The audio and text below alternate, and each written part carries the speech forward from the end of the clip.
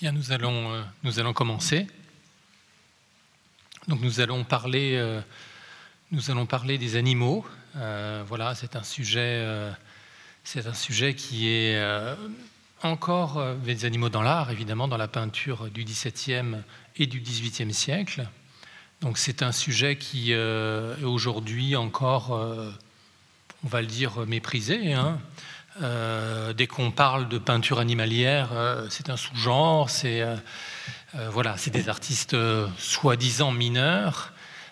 Et donc tout mon propos aujourd'hui sera d'essayer de vous convaincre que ce n'est pas du tout un sujet mineur. Au contraire, ce sont des artistes absolument fascinants et qu'il y a tout un travail à faire. Vous voyez, l'histoire de l'art, la beauté, l'art est une chose qui n'est pas encore figée.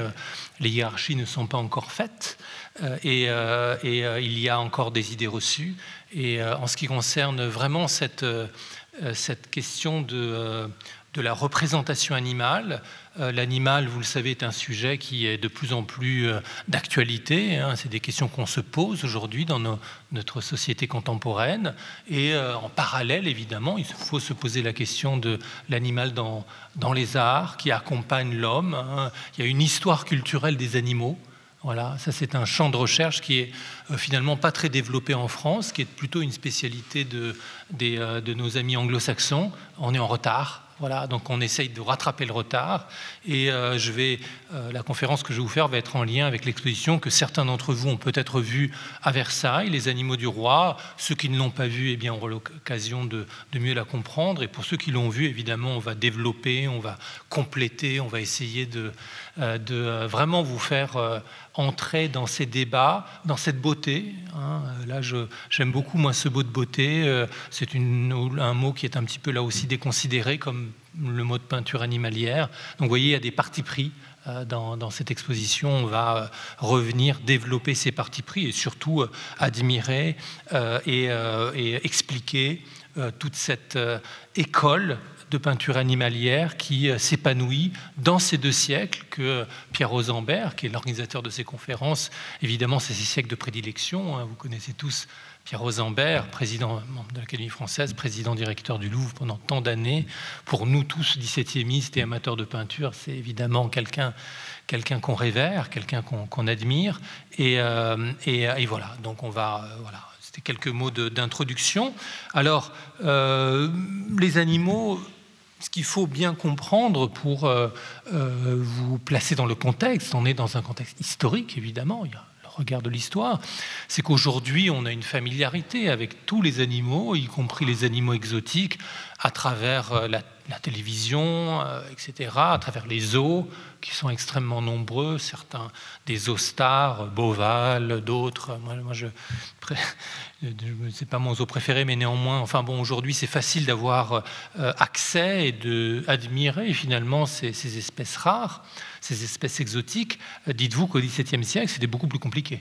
Admirer un éléphant, une antilope et bien d'autres animaux qu'on va voir était compliqué. Et du coup, l'émerveillement était beaucoup plus fort. Voilà, je voulais aussi commencer par ça.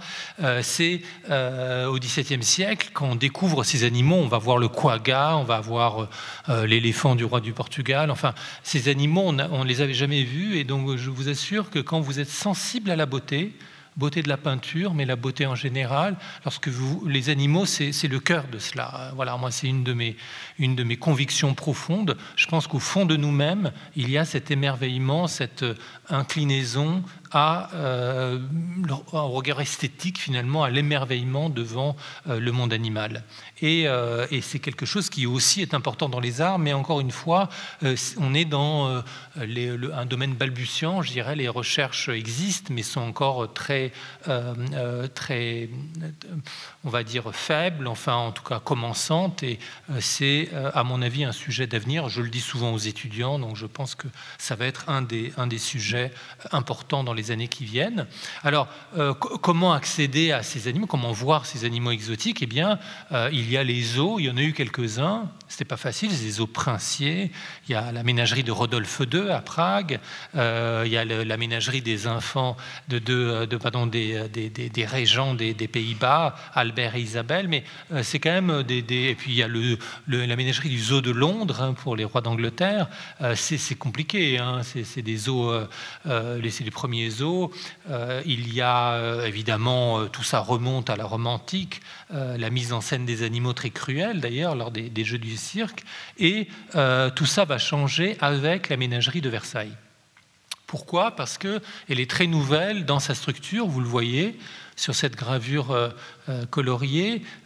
C'est une architecture hors norme, quoi. Un pavillon octogonal avec une vue panoramique et puis des cours rayonnantes, vous les voyez, pour mieux regarder, admirer, surplomber les animaux avant de se promener dans ces cours, parce que c'est des animaux plutôt pacifiques, hein, les animaux plus féroces sont enfermés. Donc on est vraiment déjà dans la délectation.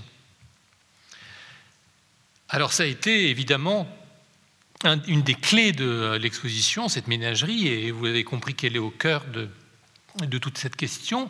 On a voulu la reconstituer. Ça, c'est un des rêves qu'on a lors des expositions, reconstruire la ménagerie au sein du château de Versailles. Alors, pas à l'emplacement, tout a disparu, il ne reste que quelques fragments bien tristes et bien minces, mais l'édifice principal que vous avez vu a disparu, hein, le pavillon octogone, les enclos, et on a essayé de reconstruire ça au sein de l'aile nord, pardon, et là aussi de reconstruire le décor. Donc vous avez à droite, non, vous ne l'avez pas, c'est mon image suivante, moi, voilà, ici, la reconstitution architecturale qu'on a, vous voyez, on a reconstruit la ménagerie, on a de l'audace dans cette exposition. L'idée de ce pavillon octogonal, original, architecture centrée, ça rappelle la Renaissance. Et puis, on a aussi voulu reconstituer une partie du décor. Une partie car ce pavillon octogonal était décoré de dizaines et de dizaines de peintures d'animaux qui étaient visibles ensuite dans les enclos. Mais évidemment, on a perdu l'essentiel de ces tableaux. On a conservé une toute petite partie qui est soit au Louvre, soit dans des musées où le Louvre a déposé, le musée de Gien, le musée d'Alençon. Donc l'idée était de rassembler tout ça, de les mettre en scène tels qu'ils étaient dans ce pavillon octogone. Et donc là, vous avez à l'image ce que ça pouvait donner. Bon, c'est une vue, évidemment, c'était beaucoup plus dense, plus impressionnant, mais ça donne quand même l'idée. Et alors, qui étaient les peintres? Parce que là, l'idée, alors pour la résumer, c'était, vous allez voir les animaux lorsque vous êtes à la ménagerie de Versailles. Versailles est très accessible, hein, au XVIIe siècle. Hein. On peut y aller, même la ménagerie, on peut la visiter. Mais les peintures, toujours ce rapport entre l'art et la nature, sert à voir d'abord les animaux, visiter ensuite et les voir en vrai, et revenir et se remémorer. C'est ce qu'explique Madame Sévigné, qui a fait une belle description de la ménagerie et de ses décors. Et alors, à qui on a confié, là on entre dans le sujet, qui je suis certain vous intéresse, qui est celui de la peinture, de l'art, eh bien, des artistes nordiques. Pourquoi? Parce que la renaissance de la peinture animalière, eh bien, ça vient quand même essentiellement du nord de l'Europe, c'est-à-dire des Provinces-Unies, donc la Hollande, et puis les Flandres. Et certains de ces artistes très fameux ont été appelés en France, notamment Nicasius Bernaerts, un artiste là aussi très peu connu. Il n'y a pas de monographie, pas d'exposition, c'est vraiment, je vais vous montrer des détails, hein, des gros plans, des artistes absolument fabuleux, mais là encore, ils subissent ce discrédit d'être des peintres animaliers. On va voir, voilà un détail d'une de ces peintures, avec des belles poules. Il y a une cour consacrée aux belles poules. Une de ces cours avait un thème. On avait essayé, la ménagerie de Versailles, vous voyez, elle est originale, c'est aussi une des premières ménageries modernes, dans le sens où on prend en considération le bien-être des animaux, c'est-à-dire il faut de l'ombrage, il faut des points d'eau pour les espèces qui en ont besoin. On fait en sorte que les animaux soient bien.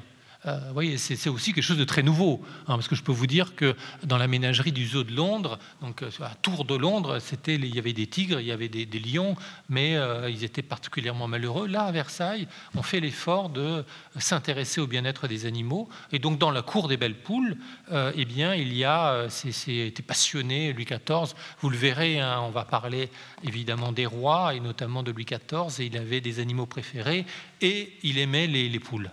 Donc on reviendra là-dessus, il avait quelques poules préférées, on va entrer dans le détail.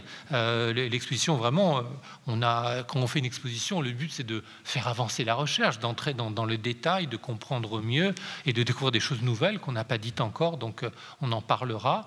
Et vous voyez que cette peinture de Bernard Hertz, alors celle-ci est au Louvre, d'autres sont, je vous l'ai dit, dans des musées de région, c'est en réserve, voilà, au Louvre. Moi j'ai un peu honte, hein, je suis conservateur au Louvre, qu'on n'arrive pas encore à montrer ces œuvres de manière permanente. Il faut, vous voyez, une évolution des esprits, hein, une conférence comme celle-ci, j'espère, contribuera à cette évolution, car c'est un artiste de grand talent.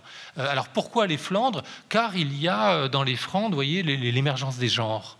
Hein, on s'intéresse au paysage, on renouvelle le paysage, on s'intéresse aux scènes de marché, on s'intéresse aux scènes d'hiver, et il y a tout un panel de nouveaux sujets qu'on va ensuite qualifier de scènes de genre, et parmi ces sujets, il y a la peinture animalière. Et donc on s'intéresse à la représentation véridique et puissante de l'animal, et c'est pour ça que lorsque on ordonne cette ménagère, je n'ai pas donné les dates, c'est les tout premières années de Versailles, hein, c'est 62-64, 1662-1664, Versailles n'existe pas encore, hein, c'est bon, il n'y a que les jardins, parce que ce qui a retenu Louis XIV à Versailles, c'est d'abord le lieu, la beauté du lieu et la nature.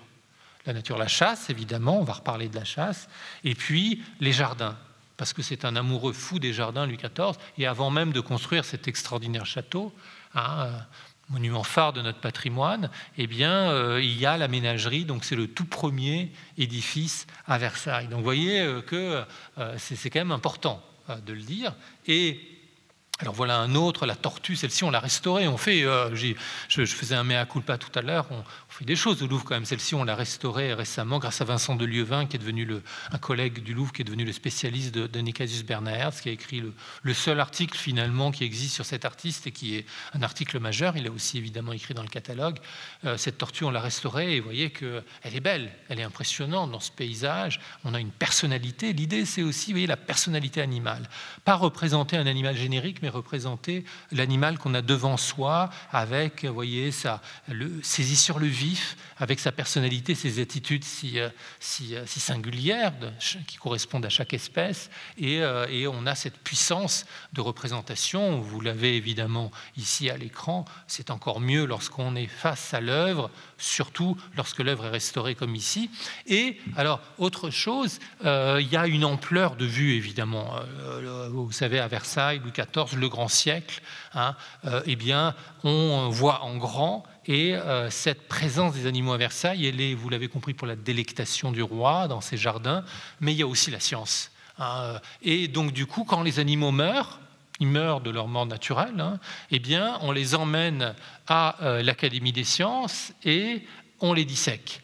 Et ces dissections sont ensuite gravées et contribuent à la gloire du roi par les sciences. Donc ça, c'est extraordinaire. Donc c'est extraordinaire gravure où on a l'animal en bas. Alors Sébastien Leclerc, Abraham Boss, toute une équipe. Hein, c'est des équipes, hein, c'est pas individuel, qui partent des peintures qu'on a vues de Bernard Hertz et qui vont aussi partir des dissections elles-mêmes, qui sont des dissections, vous voyez, c'est des spectacles au XVIIe siècle, des dissections humaines.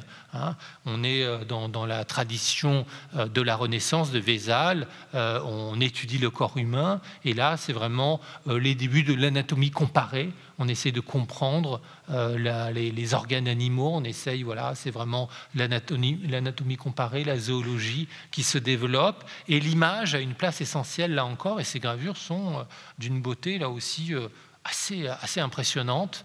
Donc on les montre évidemment dans l'exposition.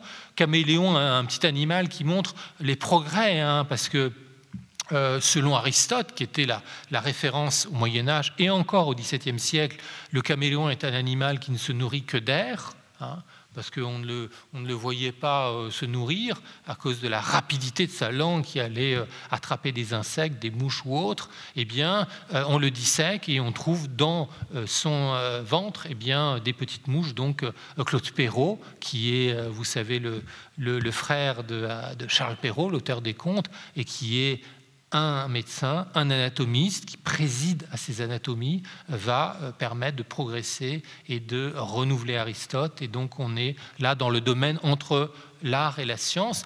La peinture que vous avez sous les yeux est d'un autre peintre flamand, lui aussi appelé par Louis XIV et Colbert pour toutes ces entreprises ambitieuses, c'est Peter Boulle.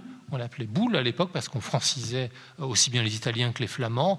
C'est B-O-E-L, donc Beul, si on prononce comme il faut, Boulle à la française, extraordinaire. Et la modernité de cette peinture, vous voyez, avec un grand espace vide, le petit caméléon saisi sur le vif.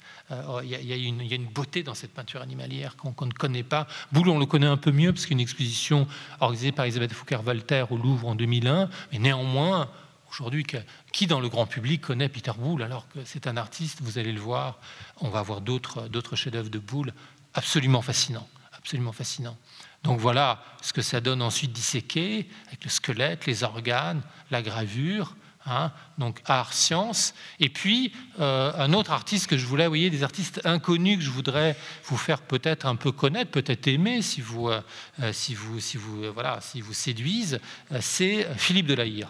Alors, vous avez le nom de La Hire, vous avez peut-être connu grâce à Laurent de La Hire, qui est un très grand peintre de l'atticisme. D'ailleurs, on a un projet au Louvre de consacrer bientôt des études, peut-être une exposition à l'atticisme, un mouvement merveilleux, ultra-classicisme du milieu du siècle, milieu du XVIIe siècle. Eh bien, il a eu un fils, Philippe de La Hire, et c'est devenu un très grand savant. Membre de l'Académie des sciences, mathématicien, et aussi, il était formé par son père, donc c'était aussi un grand artiste. Donc, et là, vraiment, j'assume mon propos, c'est notre Léonard de Vinci national. Car, grand savant, vraiment, il a fait des découvertes mathématiques majeures, encore une fois membre de l'Académie des sciences, et en même temps, vous voyez, un peintre et un dessinateur d'une qualité extraordinaire. Et ce dessin, c'est ça absolument inconnu, parce qu'ils sont conservés dans la collection de l'Académie des sciences, qui n'est pas un musée, donc qui ne restaure pas, les dessins ne sont pas en très bon état, qui n'expose pas, donc c'est des dessins qu'on ne reproduit quasiment jamais, qu'on ne montre jamais, et là, c'était l'occasion d'en faire découvrir quelques-uns. Ici, c'est des études de cerf d'un aigle, vous voyez, c'est pas si loin de Léonard, c'est puissant, c'est beau, c'est juste, c'est précis, il y a un talent vraiment d'artiste, et à côté de ce talent d'artiste, il y a un grand scientifique. Donc vous voyez, Philippe de La Hire, pas de littérature, vous aurez juste un article dans le PSHAF, le bulletin de l'histoire de l'art français. Donc vous voyez, tout ça est vraiment réservé à des spécialistes. Le but était de le faire un peu mieux connaître au grand public. Un artiste à découvrir, un artiste qui a là aussi accompagné ses études anatomiques des animaux de la ménagerie et dessiné les dessins conservés à l'Académie des sciences, gravés ensuite. Nicolas Robert, alors autre, vous voyez, toute une série d'artistes qu'on ne connaît pas. Nicolas Robert, c'est l'art de la miniature. L'art de la miniature, de l'enluminure sous Louis XIV, c'est inconnu. Quand on pense à la miniature, on pense peut-être au Moyen-Âge finissant, une très belle exposition il y a quelques années. Sous Louis XIV, c'est absolument inconnu. Il y a quelques collègues qui travaillent sur le sujet, mais là aussi, ce n'est pas entré dans le grand public. Et pourtant, il y a une apogée de l'art de la miniature sous Louis XIV avec de très grands noms. Joubert, ici Nicolas Robert, qui est à l'origine des fameux vélins du Muséum, collection initiée par le frère du roi, Gaston d'Orléans, frère de Louis XIV, et qui, frère de Louis XIII, et qui va se continuer. Il va être employé par Louis XIV lui-même, et il va peindre des miniatures sur vélin d'après des animaux de la ménagerie. Donc on voit par exemple une autruche qui était la ménagerie, et ça c'est vraiment des œuvres là aussi d'une beauté vraiment confondante. peint sur ces vélins, des peaux de veau mort-nés, d'une finesse extraordinaire, c'est quasiment transparent, une fragilité extrême. Pour ça, là aussi, qui ne sont pas souvent montrés, même si le Muséum d'histoire naturelle, donc la bibliothèque du Muséum d'histoire naturelle, où ces œuvres sont concernées, a fait des efforts, il y a une publication, il y a aussi d'ailleurs un catalogue en ligne, mais néanmoins, les voir en vrai est rare et très touchant, et là aussi, c'est lié à la ménagerie de Versailles, car Nicolas Robert va observer ces animaux à la ménagerie de Versailles. Un casoar, vous voyez, un animal rare qui vit en Indonésie, animal extraordinairement beau avec ses couleurs bleutées, cette crête, un des plus grands oiseaux. On pense à l'autruche, mais non, c'est le casoar. Avec, vous voyez, il a aussi des pattes extrêmement redoutables. Si vous l'embêtez, alors il vous éventre d'un coup de patte, donc c'est un animal dont il faut se méfier, mais néanmoins d'une beauté qui est bien rendue ici par Nicolas Robert. Et voilà, là aussi, la manière dont finalement, vous le voyez à travers tout ce que je vous montre, les animaux de la ménagerie servent à féconder toutes les techniques artistiques. La peinture, les esquisses de Boule Berners qu'on va voir transposées en tapisserie dans un instant, la gravure, les études d'anatomie, la miniature, la collection extraordinaire des vélins du muséum. Et ça part aussi de dessins. Je parlais de peinture. Voilà un dessin fait vraiment sur le vif, sur le vif par Peter Boulle, de la poule sultane. Poule sultane, vous voyez, il étudie la tête, il étudie vraiment les expressions de l'animal, ses attitudes. On est vraiment dans quelque chose qui est saisi sur le vif avec une vérité, une justesse, un talent de Boulle, de peintre et aussi de dessinateur, dessins relevés au pastel, donc extrêmement fragiles. Et là aussi, c'est pour ça qu'ils sont rarement montrés. C'est merveilleux, ça, je vous assure, quand vous êtes face à ça, vous êtes très impressionné par cette beauté, par cette puissance, par cette vérité aussi dans la représentation animale. Et quant à la poule sultane, je disais que Louis XIV aimait les poules. Sa poule préférée, c'était la poule sultane. Pourquoi? Parce que c'est l'animal qui était le plus présent à la ménagerie. Alors là, ça proliférait, les poules sultanes. Il y avait des poules sultanes partout. Alors pourquoi est-ce qu'il aimait cet animal? On ne sait pas. Là, on n'a pas malheureusement de texte qui nous permet de le savoir. Peut-être cette belle couleur bleue. Un animal qui se promène tranquillement, donc qui vient agrémenter de cette belle couleur bleue les enclos de Versailles. On sait que Louis XIV, ça on avait consacré une exposition il y a bien des années avec Alexandre Maral, au goût du roi. Louis XIV, l'homme et le roi, et l'idée c'était de traiter Louis XIV artiste, Louis XIV amateur d'art, et vous voyez que ça passe aussi par cet animal, alors regardez-le bien, transposé en marqueterie de pierre dure. Ça, c'est au Gobelin, la manufacture des Gobelins. Eh bien, vous voyez, cette poule sultane, on va faire une composition avec des pierres semi-précieuses.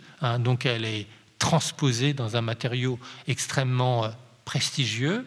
C'est une table qui est conservée à Compiègne. Ici, on n'a qu'un fragment de cette table. Et puis aussi, dans la tapisserie, je l'ai cité. Alors, j'ai pas, malheureusement, j'ai raté, j'ai oublié de mettre la tapisserie où on voit la poule sultane, mais c'en est une autre où vous voyez effectivement d'autres animaux de la ménagerie, peints également par Boulle ou par Bernard Hertz, et qui viennent agrémenter le premier plan de la tapisserie. C'est la tapisserie des maisons royales. C'est quoi cette grande tenture? C'est les grandes tentures tissées au Gobelin qui sont là pour illustrer la beauté des collections royales et le goût du roi, c'est-à-dire ces châteaux. Alors là, évidemment, il n'y a pas que Versailles, toute une série de châteaux, Fontainebleau, Saint-Germain, ici Chambord, et puis les tissus précieux, le mobilier d'argent et les animaux. Vous voyez, finalement, tout ça est presque au même niveau. Dans les collections royales, il y a les résidences. C'est évidemment la manière d'immortaliser la gloire des princes. Et Louis XIV voulait, c'était l'un de ses objectifs, évidemment, en tant que roi de France, par les arts, de s'immortaliser. Ça, c'est quelque chose qu'aujourd'hui, on a bien perdu, c'est-à-dire cette conscience que ce qui traverse le temps et ce qui fait finalement la gloire d'un État, d'un prince, d'un moment de l'histoire, d'une civilisation, ce sont quand même les arts. Et donc on pensait qu'il y avait les monuments, les médailles, parce que évidemment les médailles antiques traversent le temps, mais vous voyez, il y a aussi bien d'autres choses, et y compris les animaux. Alors voilà, je vous montre quelques salles de cette exposition. On s'est beaucoup amusé à tout mettre en scène pour impressionner. C'est aussi pour les enfants, pour les familles. Donc il fallait. Alors ça, c'est un carrosse plus tardif. Hein, c'est Louis XV. Il se promenait les mois d'hiver dans ces carrosses. Il faisait même des courses à figure animale. Ici, un léopard. Et puis au fond, ce que vous voyez au fond, un des chefs-d'œuvre. Alors j'ai parlé de Boulle, de Berners, d'artistes flamands, d'origine flamande. Il faut bien comprendre que la peinture animalière en France, elle vient des Flandres, grâce à ces artistes appelés par Colbert, par Louis XIV. Et puis après, ces artistes vont féconder une école de peinture animalière française, avec de très grands noms. Et là aussi, des artistes qui ne sont pas assez reconnus. Pour moi, l'un des plus grands, c'est Oudry. Jean-Baptiste Oudry, voilà, il n'est pas comme il a peint des paysages, des animaux, beaucoup d'animaux, il n'est pas considéré à l'égal de, je ne sais pas, Fragonard, Watteau, alors qu'il est leur égal, moi j'en suis convaincu. Et lorsque vous êtes face à un tableau comme celui-ci, qui est dans une collection particulière en Irlande, donc on était ravis du prêt, eh bien vous êtes face à un chef-d'œuvre, disons les choses. Un chef-d'œuvre, pourquoi c'est un chef-d'œuvre? Parce qu'il y a la vérité, encore une fois, de la représentation animale, une antilope qui est représentée aussi dans une peinture qui est à Schwerin. Hein, les princes de Schwerin étaient des amoureux, des passionnés de l'art d'Oudry, et donc il y a une collection d'Oudry fabuleuse là-bas. Regardez aussi la beauté de cette antilope, et là il la met en scène. Et il la met en scène avec une poésie, avec... on se hausse à la peinture d'histoire parce qu'il y a un souci dans la manière de composer, d'ordonner le sujet, de raconter une histoire avec une grande poésie. Donc c'est tout ce qui fait un chef-d'œuvre. L'antilope, elle est là, elle est royale. Elle est royale avec ses cornes et elle est tranquille, alors que vous avez à gauche ces chiens, parce qu'il y a l'univers de l'animal exotique, il y a aussi l'univers de la chasse, et les chiens, ils sont attirés, ils essayent, vous voyez, c'est la passion, ils essayent de tirer sur leur corde pour attraper, s'approcher de l'antilope, mais ils ne peuvent pas. L'antilope pourrait s'attendre à ce qu'elle soit effrayée, mais non, elle est royale, peut-être une image de cette tranquillité, de cette magnificence royale, et puis derrière une architecture à l'antique, avec un gibier, là aussi une allusion à la chasse, et cette poésie, parce qu'on est là dans un monde, on n'est pas dans la réalité, on est dans un monde recomposé par l'artiste, qui réunit deux mondes séparés à Versailles, le monde de l'animal exotique, le monde de la ménagerie et le monde de la chasse, Versailles en tant que parc de chasse, et il arrive à en faire quelque chose de puissant, de séduisant, de juste dans la représentation, de monumental, car c'est une toile de grand format. Franchement, lorsque vous êtes face à ça, vous êtes séduit, vous êtes fasciné, hypnotisé. Pour moi, ça, c'est un tableau qui, évidemment, on rêverait, il est en collection privée, donc on rêverait qu'un jour il rejoigne un grand musée, que ce soit le Louvre ou Versailles. On ne va pas... Alors, l'éléphant, parmi les stars, il y a évidemment des animaux stars à Versailles. L'éléphant, il y avait un éléphant du futur roi du Portugal à Louis XIV en 1667, et qui a défrayé la chronique. Évidemment, l'éléphant est un animal roi. Ici, il est dessiné par, de nouveau, ces extraordinaires dessins de Peter Boulle. Et avec cette vérité, vraiment, il observe la vérité de l'animal. Et puis, dessiné aussi par Charles Lebrun. Vous voyez, Charles Lebrun, on pense à d'autres choses, on pense à la Galerie des Glaces, etc. Eh bien, lui-même allait regarder, dessiner les animaux de la ménagerie, et notamment lorsqu'ils étaient aussi fascinants que l'éléphant du roi du Portugal. Un éléphant qui a vécu une dizaine d'années à Versailles et qui est mort de sa belle mort, qui a été disséqué. Voilà la dissection, là aussi publiée. Donc vous voyez la vie de l'éléphant, et alors il est conservé. Ça, c'est extraordinaire, il est conservé au muséum, et on a eu la permission exceptionnelle du muséum de le présenter à Versailles, c'est-à-dire de le démonter. C'est comme un puzzle en 3 dimensions qu'on démonte, qu'on remonte à Versailles. Et voilà, il est mis en scène. Alors j'ai pas les images, mais les collègues du muséum, ils sont venus et ils ont passé des jours à remonter pièce à pièce, parce que c'était le retour c'était une éléphante. une éléphante, et c'était son retour à Versailles depuis sa mort. Donc quelque chose pour nous d'assez émouvant de le mettre en scène dans l'une des dernières salles de l'exposition. Et alors, j'en reviens aux études de Lebrun, parce que j'ai parlé de la science, l'anatomie comparée. Lebrun, lui, il avait une théorie qui est encore très peu connue, hein, très, très complexe, très ambitieuse, peut-être un peu fantaisiste, d'études de l'animal en lien avec l'homme. Lien homme-animal, on va parler pour finir des théories animales, mais pour Lebrun, on peut étudier l'animal à travers certaines zones clés, vous voyez, à travers certaines lignes qu'il trace. On est dans l'esprit cartésien et on peut même évaluer son intelligence. Et vous voyez la ligne qui est sur le front de l'éléphant, plus elle pointe haut, selon Lebrun, selon la théorie scientifique de Lebrun, encore complexe, hein, on n'arrive pas à bien la comprendre, mais c'est comme dans Léonard de Vinci, les théories restent encore absconses et on a du mal à les éclaircir. Et bien plus cette ligne pointe haut, plus l'animal est intelligent. Donc vous voyez, chez l'éléphant, ça pointe assez haut. Donc évidemment, on le savait et c'est confirmé par les études de Lebrun, l'éléphant est un animal du grande intelligence. D'ailleurs, je crois que tout récemment, on a confirmé qu'il avait la conscience de soi. Donc Lebrun était précurseur. Un autre animal, vous voyez, le courchon, vous voyez que là, ça pointe vers le bas. Donc malheureusement, le cochon, un animal si peu aimé. Moi, je suis un grand amateur de cochons. J'ai toujours rêvé d'avoir une petite maison avec des cochons, car je suis sûr que ce sont des animaux intelligents. Mais pour Lebrun, non, voilà, un animal un peu bête. Vous voyez, ça pointe vers le bas. Donc, beaucoup moins intelligent que l'éléphant. Et on a réussi à obtenir le prêt. Ça, je vous en parle parce que c'est un animal un peu hors norme.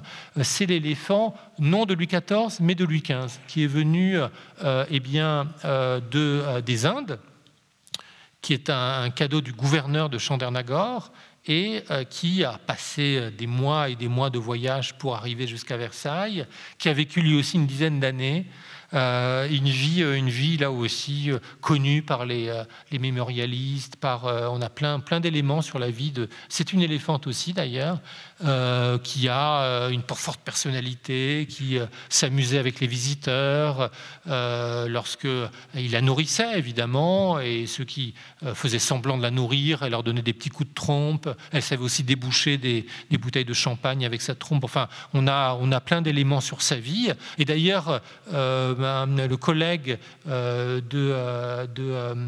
du muséum de Pavie, on va voir pourquoi Pavie a écrit un petit livre, mais qui malheureusement n'est qu'en italien, n'a pas été traduit en français, qui est un hommage et une sorte de biographie de cette éléphante. Donc j'espère qu'il sera bientôt traduit en français.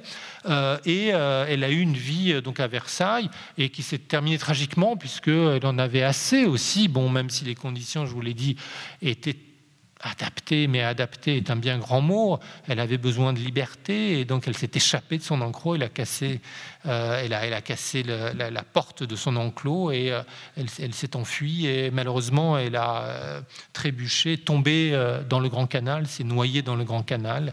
Et donc c'est une fin tragique pour une éléphante qui a passé plus de 10 ans à Versailles et qui a été naturalisée.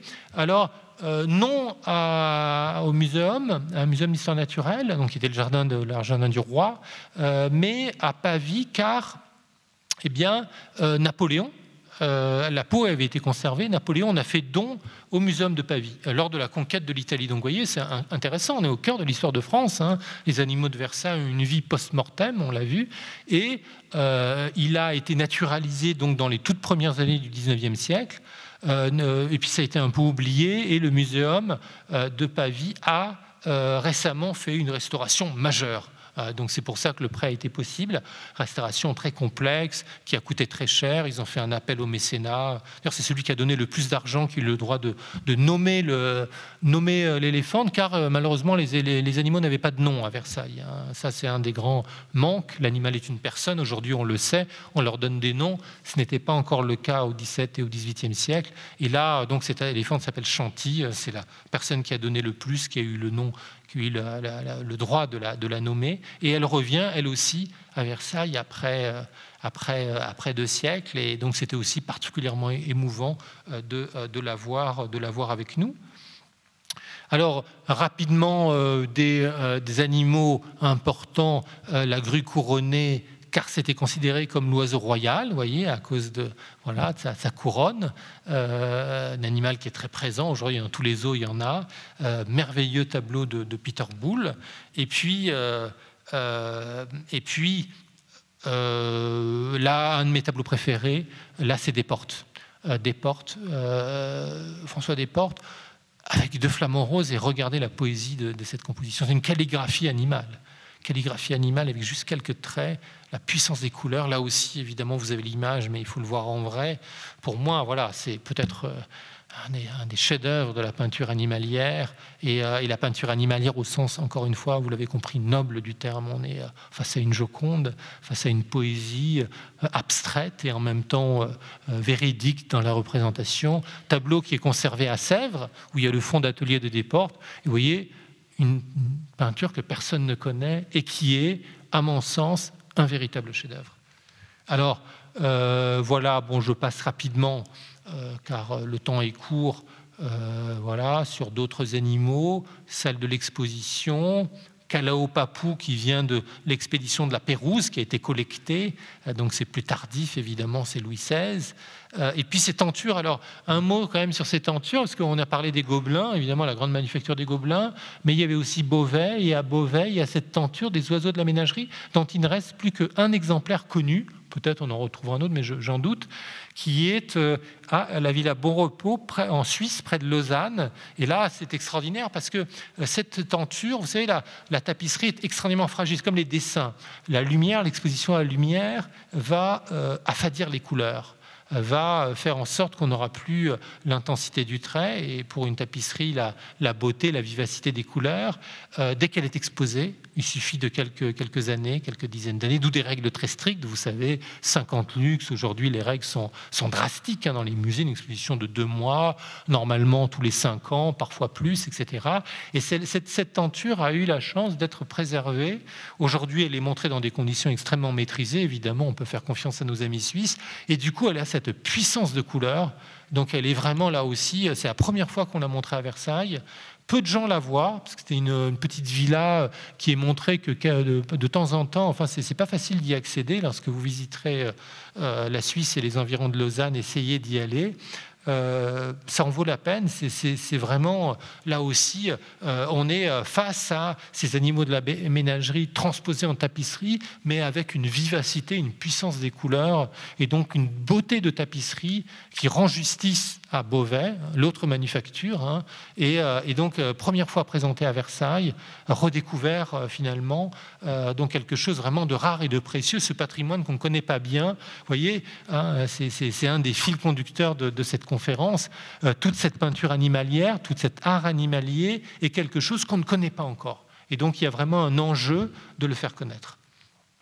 Autre, alors le paon, évidemment, c'est l'animal dont la beauté fait date, puisque c'est toute la question, finalement. Là, on est au cœur, finalement, de débats philosophiques, et on va en parler aussi pour terminer. Le paon, c'est l'animal qui empêchait Darwin de dormir. C'est Darwin qui a révolutionné, évidemment, notre connaissance de l'animal, qui a montré qu'il y a une continuité entre l'être humain et l'animal, ce qu'on ne voulait pas. On voulait cette séparation absolue, et c'est Descartes qui a fait la séparation la plus nette. On va y revenir.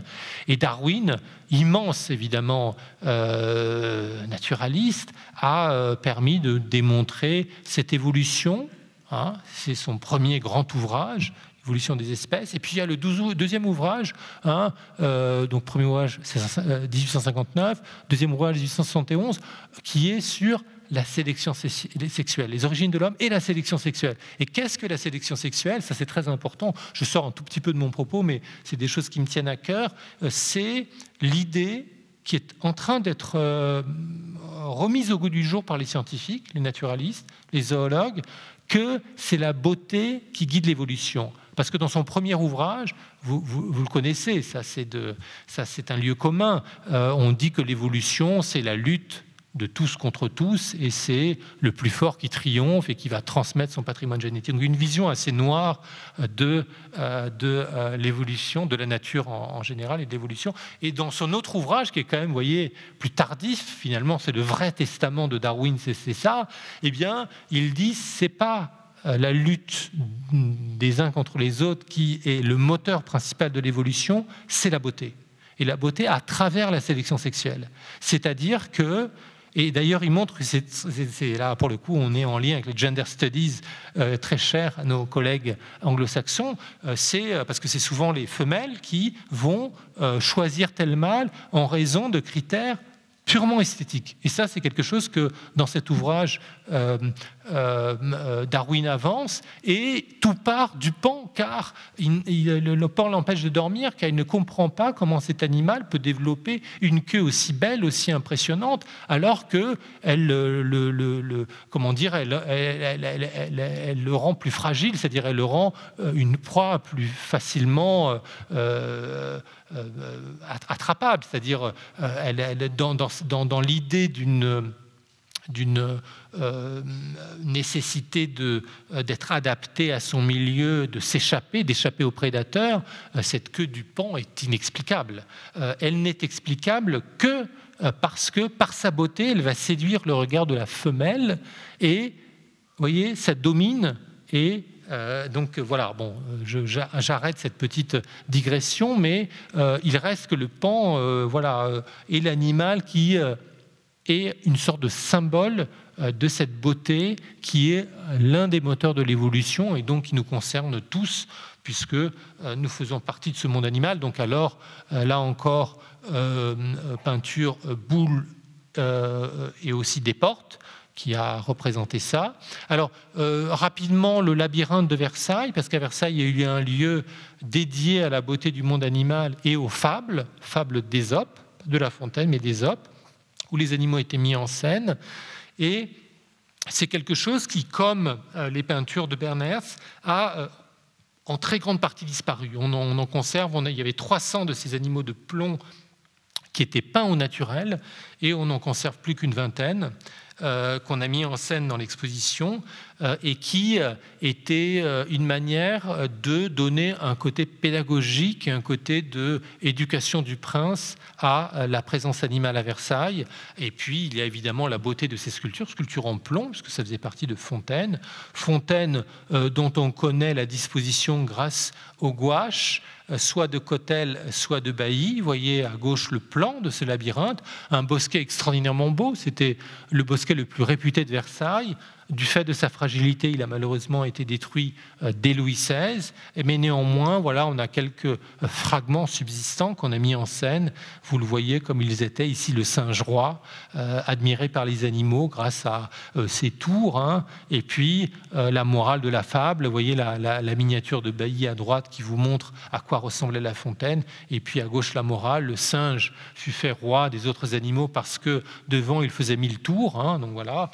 Un roi, on peut devenir roi parce que on fait le clown, voilà, mais il donna dans le piège ainsi qu'une autre bête, et le renard lui dit: sire, il faut de la tête. Ça ne suffit pas de faire des tours, hein, il faut aussi avoir une intelligence politique. Donc il y a évidemment un sens politique, un sens d'éducation du prince dans ces. Et donc là, c'est pour vous montrer aussi que l'animal a un sens politique. Sens politique, vous l'imaginez dans tous les grands décors de Versailles. Ici, un fragment de l'escalier des ambassadeurs avec cet éléphant. Ça fait partie des 4 parties du monde. Ici, le dragon terrassé par Louis XIV Apollon. Hein, donc, c'est le serpent python sous forme de dragon. D'ailleurs, il ressemble un peu à certains dessins de Walt Disney ou de l'Histoire sans fin. Moi, ça me rappelle plutôt l'Histoire sans fin, ce dragon qui vole.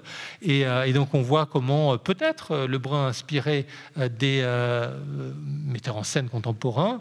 Voilà la gouache de Werner, avec Apollon Louis XIV triomphant du serpent Python. Et puis dans la Galerie des Glaces, on a d'autres animaux héraldiques cette fois.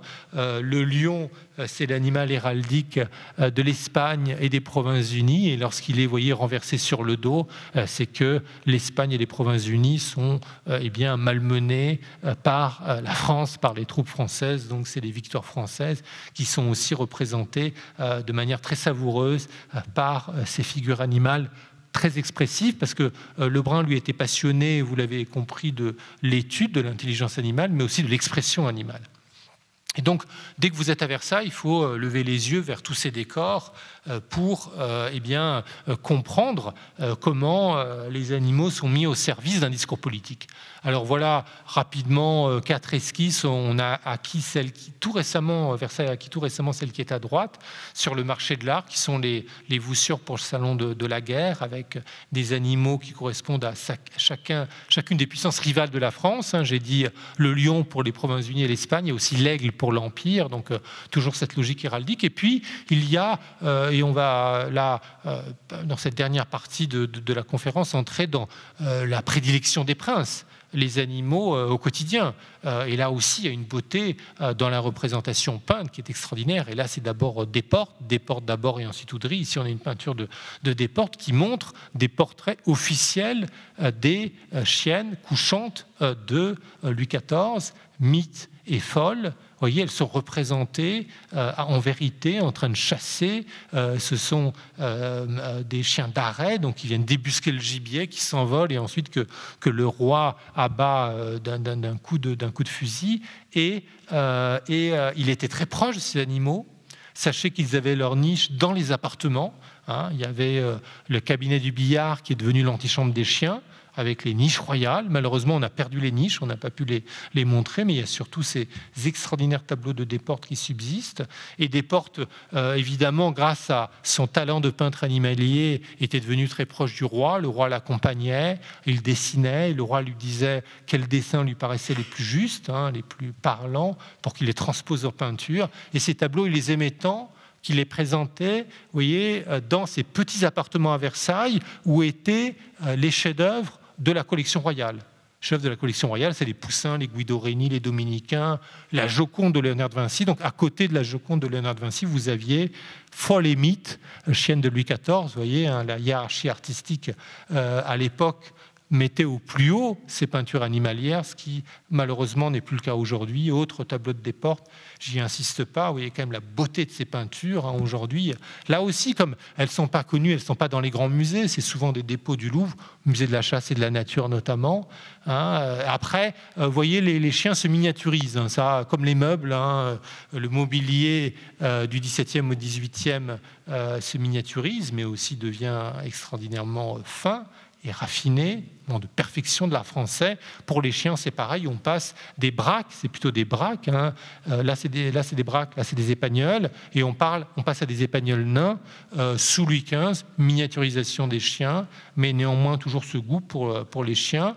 Et la chasse, alors on en a parlé, évidemment, moi je vous avouerai, avec Alexandre Maral, avec qui j'ai organisé ces expositions, on est assez engagé dans la cause animale, on soutient des associations, et la chasse, évidemment, n'est pas d'immenses amateurs, mais néanmoins, il fallait l'évoquer, c'est un rituel monarchique extrêmement important, donc on a consacré une immense salle à la chasse, avec, vous voyez, ces arbres, il s'agissait d'évoquer une forêt, donc ça c'était nos scénographes italiens qui avaient eu cette idée, bon, ça marchait plus ou moins bien, mais l'idée était amusante, et les trophées de chasse, c'est notamment ces bois de cerf qui étaient peints avec, vous voyez, ces cartels, vous voyez le cartel en haut à gauche, qui inscrivent à quelle date, dans quelle forêt le cerf a été pris, et s'il a mérité d'être peint, c'est qu'il avait une beauté, une singularité. C'est aussi des choses des peintures qu'on n'admire plus aujourd'hui, alors qu'elles sont tout à fait saisissantes. On a fait tout un mur de bois de cerf avec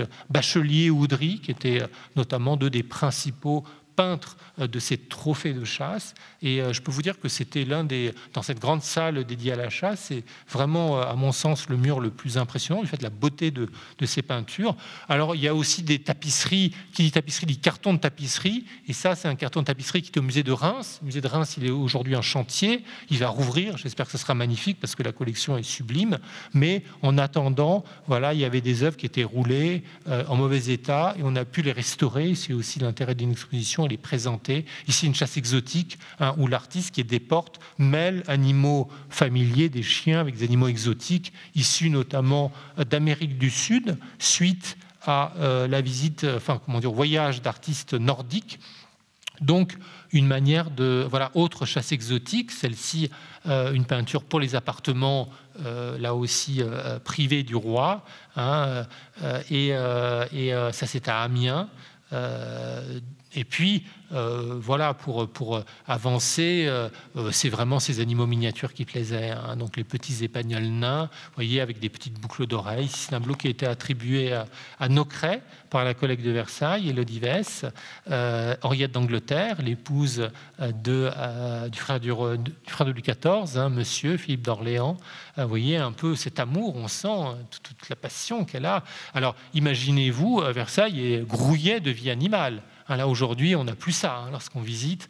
Mais à l'époque, voilà, les animaux étaient partout, petits chiens, animaux exotiques dans la ménagerie, animaux de la ferme, on va y venir dans un instant, et surtout, petits chiens, petits chats, carlin ici, avec Madame Elisabeth. Hein, animal, petit chien venu de... Il y a aussi une hiérarchie des races. Hein. Les épagnols étaient quand même les chiens préférés, mais aussi les carlins. Marie-Antoinette aussi était particulièrement... Et les harlequins, des espèces disparues. Ça, c'est un tableau de Oudry qui est conservé au Musée des Arts Décoratifs, très peu connu aussi. Très beau tableau d'Oudry qui montre une race qui était extrêmement populaire dans les courses européennes. Très beau tableau, très tacheté, petit chien, apparenté au grand danois, mais de plus petit format, et qui est une race disparue. Donc, c'est intéressant. Vous voyez comme c'est mignon. On comprend qu'on les appréciait. Voilà, moi, c'est un de mes préférés. Je le trouve très expressif, ce petit épagnol nain. Et parmi les grandes figures de la cour de Versailles, Madame de Pompadour adorait ces petits chiens. Et donc, du coup, elle leur rendait hommage. Comment? En les faisant peindre, en les faisant graver, une gravure d'une de ces chiennes avec, vous voyez, le petit collier à grelots d'or et un symbole de l'amitié, de la constance, vous le savez bien. Le seul amour vraiment absolument constant, c'est celui des animaux. En tout cas, Madame de Pompadour en était convaincue. Et elle a même, voilà, son autre petite chienne, et elle a même fait, graver ses chiennes préférées en bijoux, en bagues. Donc voilà un camée qui était monté en bague et donc que Madame de Pompadour avait au doigt. Alors on a la gravure, mais on n'a plus malheureusement la bague. Donc ça, on aimerait, peut-être elle existe encore, là, vous savez, hein, tout n'est pas forcément perdu. Ça, si vous avez ça dans votre grenier à Versailles, ou au Louvre, on serait preneur. Et en tout cas, c'est aussi frappant de se dire que, vous voyez, elle aimait tant ces chiens, Madame de Pompadour, qu'elle les portait au doigt. Alors voilà, on s'est permis quelques clins d'œil comme ça. C'est aussi, vous voyez, faut pas trop se prendre au sérieux non plus quand on traite la question animale. Il y a de l'humour, il faut de l'humour d'ailleurs d'une manière générale dans les expositions. Et là, on a un tableau d'Oudry qui est à Senlis et qui est un trompe-l'œil. Et qui est un devant de cheminée et qui donne l'illusion que le chien est dans la cheminée. Donc, et ça marche assez bien. Et on a reconstitué ça dans l'exposition. Et on a mis un chat, un des chats que Louis XIV aimait, que Louis XV aimait, car les chats sont mal aimés au XVIIe siècle. Louis XIV ne les aime pas. Donc ils sont présents à Versailles, mais plutôt dans les basses-cours. Ils ne sont pas dans les appartements. Et c'est vraiment au XVIIIe siècle, sous Louis XV et Marie-Lézinska, qui sont des amateurs fous de chats, que les chats envahissent Versailles. Et vous savez, quand les chats, on leur ouvre la porte, ensuite ils prennent toute la place et ils reposaient sur les cheminées royales. Ils écoutaient dans le salon du Conseil la politique du royaume en train de se faire. Brillant, l'un des chats préférés de Louis XV était un chat blanc angora. Donc c'est peut-être le chat chat que vous avez sous les yeux, qui est conservé au musée Lambinet. Il y a une autre version en collection privée, superbe, des chefs-d'œuvre de Bachelier. Donc on a Bachelier au-dessus, Oudry en dessous. Donc on a mis le chat au-dessus du chien pour montrer que, voilà, vous en êtes évidemment convaincu, le chat est en tout point supérieur au chien, domine et dominait à Versailles. Voilà l'autre version en collection privée, merveilleux tableau. Hein. On est vraiment, il observe un oiseau, extraordinaire tableau. Alors, il y avait aussi des portraits, j'ai montré les portraits officiels de chiens, il y avait aussi des portraits officiels de chats, mais c'est rarissime. Il y en a un en collection privée en Floride et on a réussi à avoir le prêt, donc ça on est vraiment content, des collections Boturi, donc on les remercie beaucoup. C'est le général, chat de Louis XV, et qui a portrait d'apparat. Voilà, j'ai un plus gros plan. Voilà, vous voyez, il n'y a pas que les chats angora qu'on aimait, un chat noir, ressemble un peu à un chartreux, d'assez grand format, il pose la patte sur un lièvre comme s'il avait terrassé un lièvre. Enfin bon, tout ça est une mise en scène dans un décor d'apparat. Donc vous voyez comment le chat participe, encore une fois, je l'ai dit, à la grande peinture d'histoire. Tableau d'Oudry, autre chef-d'œuvre d'Oudry. On aimerait, si jamais les Bouturies, les propriétaires veulent vendre, évidemment, c'est un tableau qui aurait sa place dans les collections françaises, au Louvre ou à Versailles. Et donc, voilà, on était très heureux d'avoir ça. Alors, ce qui manque, en revanche, je vous l'ai dit, c'est les niches. Alors, les carreaux, ça, c'est un dessin, un merveilleux dessin de Desportes, qui était dans son fond d'atelier à Vincennes, sur lesquels s'installaient les chats. Les petits colliers, je suis au roi, vous pouvez lire, ça c'est au musée Lambinet, mais c'est rarissime, on n'en a presque plus. Et vous le voyez ici dans une peinture, je suis à la reine. Donc malheureusement, ça nous manque, ces petits objets qui accompagnaient les animaux. Vous voyez, on le voit mieux là, je suis à la reine. Il y a une seule niche qui est conservée, qui vient de Versailles, qui est au Metropolitan Museum à New York, mais qui fait partie de la collection Reitzmann, donc c'est pas prêtable. Donc malheureusement, on n'a pas pu. Mais c'est intéressant de savoir, voilà, que les niches étaient évidemment des objets d'art extraordinairement précieux et des chefs-d'œuvre. Hein. Voilà, c'est les demeures des chiens. Je l'ai dit dans l'antichambre des chiens, eh bien, étaient extraordinaires. Et on a évoqué donc évidemment l'animal à travers les arts décoratifs. L'un des, là évidemment, Pierre Rosembert, la prédilection c'est la peinture, mais évidemment quand on parle de Versailles, il faut aussi montrer quelques objets d'art. C'est la beauté de Versailles. Donc on a consacré une salle, une sorte de trésor à ces animaux. Je vous montre, j'ai pas le temps d'en montrer beaucoup, je vous montre juste le bassin des carpes à Marly. Car j'ai dit que Louis XIV aimait les poules sultanes, j'ai dit que Louis XIV aimait aussi les chiens, les braques, on les a vus, peints par Desportes notamment, et il aimait aussi les carpes. Voilà, passionné de carpes. Si vous vouliez faire plaisir à Louis XIV, il fallait lui offrir une belle carpe. Elles étaient dans le jardin de Marly, les nourrissaient de sa main, là aussi, les reconnaissaient, la carpe royale, etc.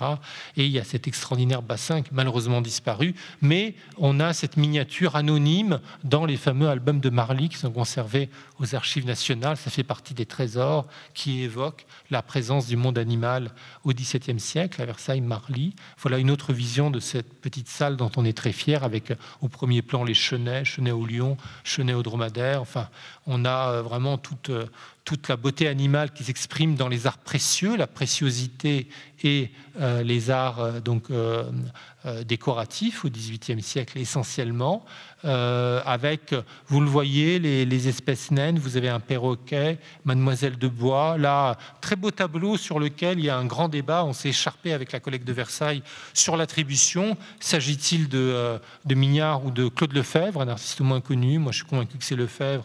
Élodie que c'est Mignard, donc on verra si on peut conclure.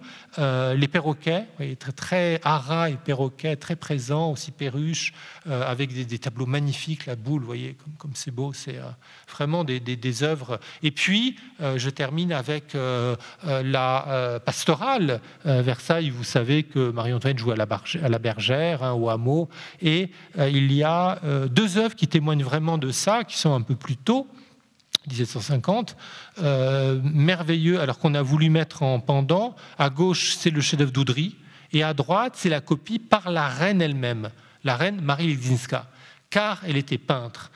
Et ça, c'est extraordinaire. Le tableau d'Oudry, merveilleux, c'est un de ses chefs-d'œuvre. Vous voyez un côté pastoral, l'homme vivant en harmonie avec la nature, voilà, quelque chose qui aujourd'hui nous touche. Et la copie, alors il n'y a pas le niveau de qualité, évidemment, un extraordinaire bordure, regardez la bordure aussi avec plein de sculptures animalières par Batteux, les cadres, les bordures, on n'y pense pas. Alors c'est pas tout à fait au même niveau, alors je vous montre des détails, il y a un petit chat, il y a plein de choses à lire dans ces tableaux, extraordinaire tableau. Et puis voilà, je vous montre à gauche Oudry, à droite Marie-Ленинska.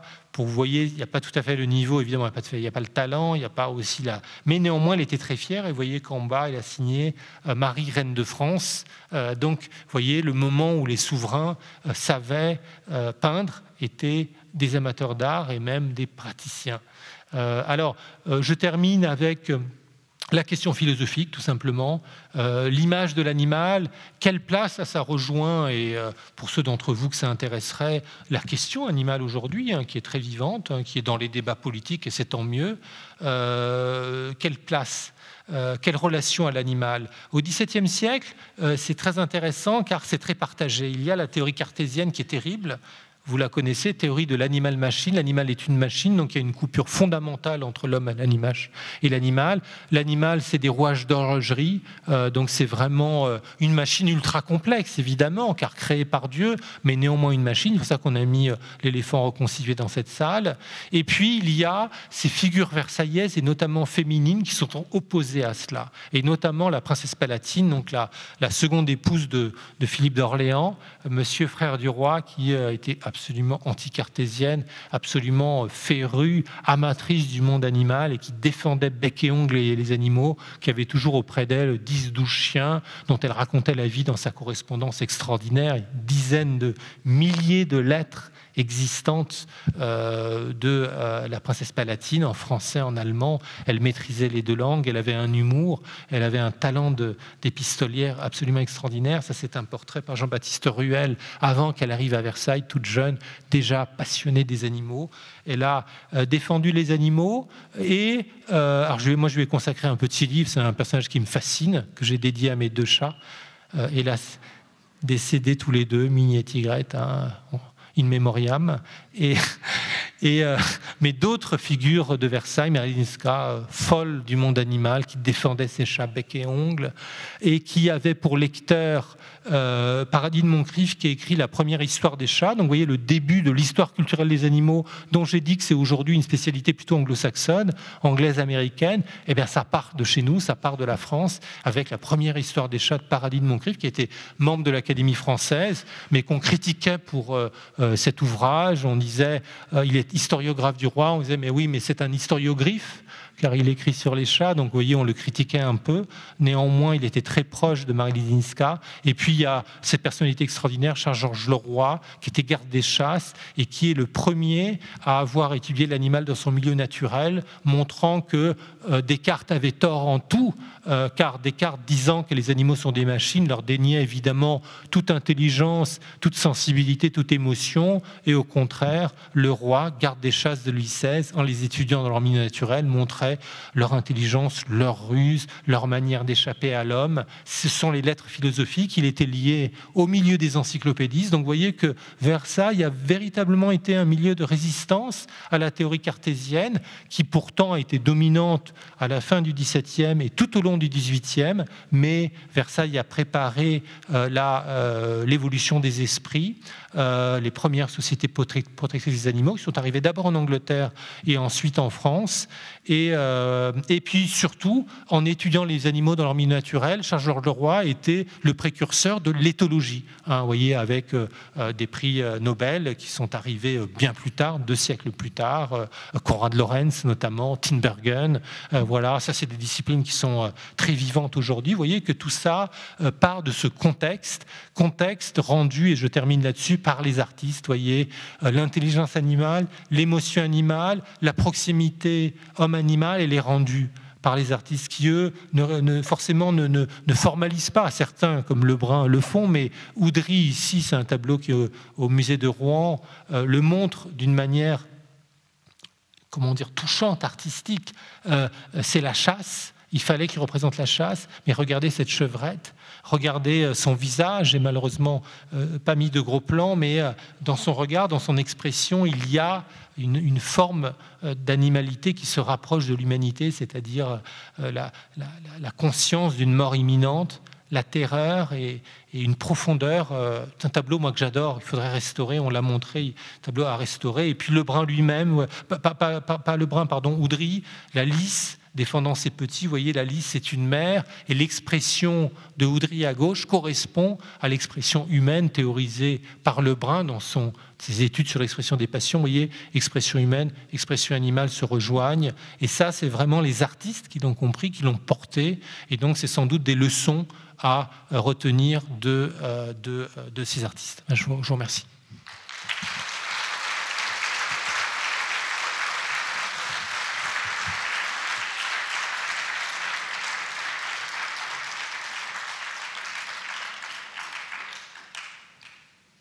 S'il y a des questions, je suis prêt à y répondre.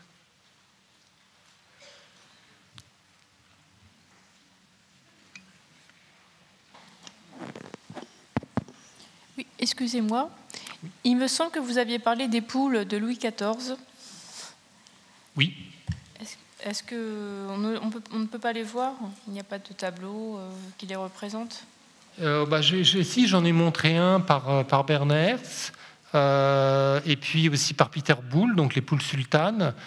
C'était vraiment les animaux que le roi faisait venir de très loin. Certaines venaient d'Égypte, d'Afrique du Nord, et c'était effectivement, on le sait parce qu'on a les comptes, dans les comptes des bâtiments du roi, les sommes et les animaux qui étaient, apportés, transférés à Versailles, et le fait que ces poules étaient dominantes, on sait, pour vous donner, alors pour élargir un peu, quels étaient les animaux les plus, quelque part, qu'est-ce qui témoigne du goût du roi? Ce qui témoigne du goût du roi à la ménagerie, c'est quels étaient les animaux les plus présents. Et ça, on le sait, parce qu'on a les comptes. La poule est en premier, poule sultane notamment. En deuxième, on a les canards musqués, etc., donc que le roi aimait. Après, on a les autruches, donc grande passion pour les autruches. Donc, vous voyez, on peut se faire une idée des animaux préférés du roi. Après, malheureusement, on n'a pas, malheureusement, de portrait de poule officiel comme de Louis XIV, comme on a des portraits de chiens officiels, c'est-à-dire posant avec le nom inscrit en lettres d'or. Ça existe pour les chiens, pour les chats sous Louis XV, mais malheureusement pas pour les poules. Vous voyez, c'est toujours les grands oubliés, les poules. S'il vous plaît, monsieur, vous avez peu parlé, vous l'avez évoqué, mais peu parlé de la gravure. Est-ce que la gravure animalière était tombée en désuétude au profit de la peinture? Non, vous avez raison, c'est une bonne remarque. J'aurais dû, mais bon, moi je suis spécialiste de peinture dans la tradition de Pierre Rosenberg, mais j'aurais pu vous parler. Il y a des grands graveurs qui se sont consacrés à la représentation animale. Alors, parmi les plus grands, il faut penser à Dürer, penser à Rhinocéros de Dürer. Enfin, il y a des icônes, mais en France, il y en a aussi. Il y a des artistes qui ont été de grands graveurs animaliers, soit pour les sections. J'ai parlé d'Abraham Boss notamment. Mais effectivement, je n'ai pas assez montré. Donc c'est une question à compléter. Il a fallu que je limite mon propos. Non, il y a aussi une école de gravure animalière française, là aussi peu connue. Donc ce sont des études qui méritent d'être poursuivies, développées. Oui.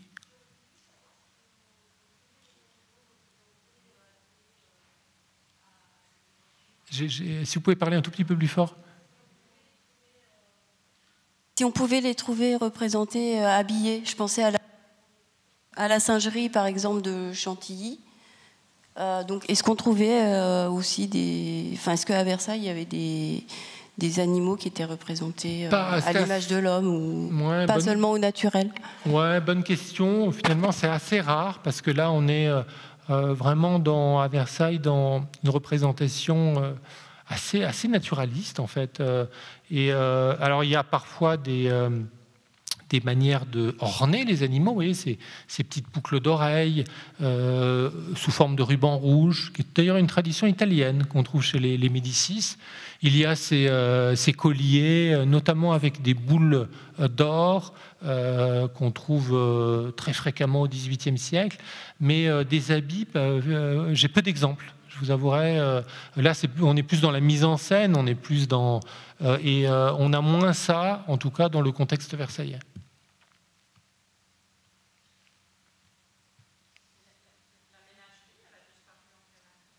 Alors ça c'est la Révolution évidemment.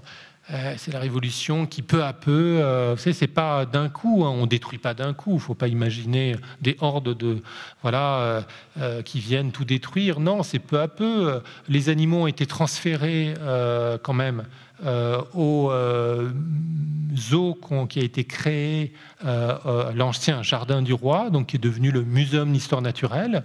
Par exemple, le quagga, qui était je crois que j'ai une image, je vous le montre. Voilà, ce quagga-là, il est naturalisé, c'est une des stars du Muséum d'histoire naturelle aujourd'hui. Eh bien, il a vécu un certain nombre d'années à la ménagerie de Versailles, et ensuite il a été transféré à la Révolution au muséum donc au zoo créé au Muséum d'histoire naturelle, et il a vécu encore quelques années, donc il y a quand même une continuité. Finalement, ce zoo donc qui existe toujours, hein, que vous pouvez visiter, mais eh bien, il a pris le relais, et du coup, la ménagerie de Versailles a été laissée à l'abandon, et quand on dit laissée à l'abandon, très vite, les bâtiments ont été détruits pierre à pierre, et les décors démembrés, donc conservés pour partie, même si, par exemple, des décors, je vous ai montré un certain nombre de tableaux de Berners qui faisaient partie du décor du pavillon Octogone, on n'en garde qu'une infime partie, hein, comme d'ailleurs les plans du bosquet du labyrinthe. Donc la Révolution n'a pas tout détruit, il ne faut pas la caricaturer non plus, mais néanmoins, en mettant fin à Versailles, aux institutions versaillaises et notamment à la ménagerie, évidemment, elle a précipité dans les années qui ont suivi. C'est plus la bande noire, comme disait Victor Hugo, des démolisseurs, ceux qui, pierre à pierre, ensuite ont peu à peu détruit, démembré les édifices pour gagner de l'argent, tout simplement.